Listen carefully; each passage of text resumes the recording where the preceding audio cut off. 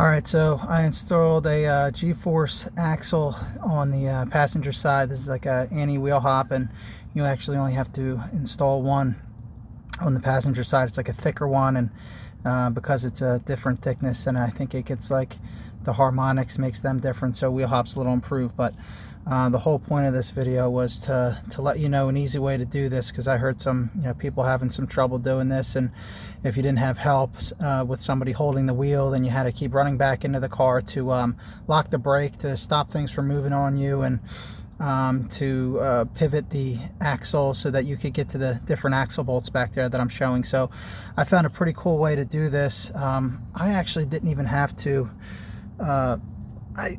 I basically undid the bracket here on the exhaust, and that gave me a little flex, but I didn't even have to do that.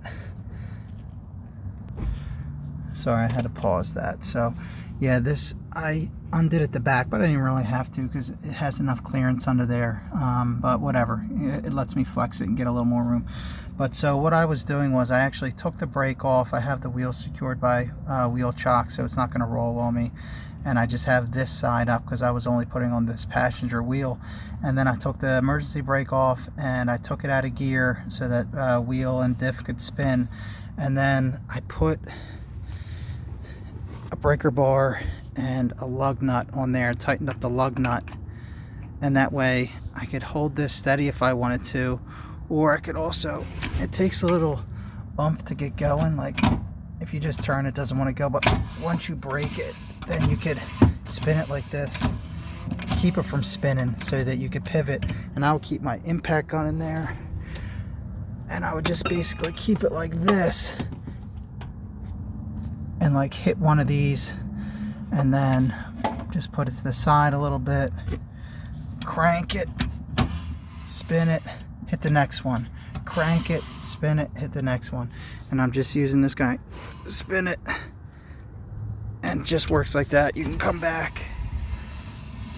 So that was the best way I found. Then I didn't have to get a helper, and I could do this myself.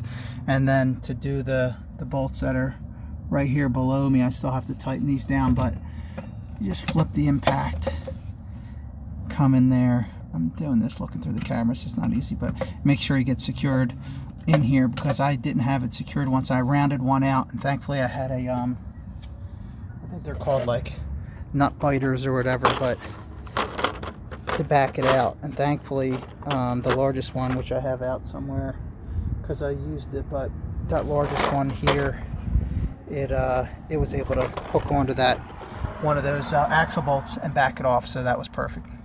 So anyhow, hopefully this helps you. Got to get this tightened down before it gets dark. Like and subscribe. See you guys.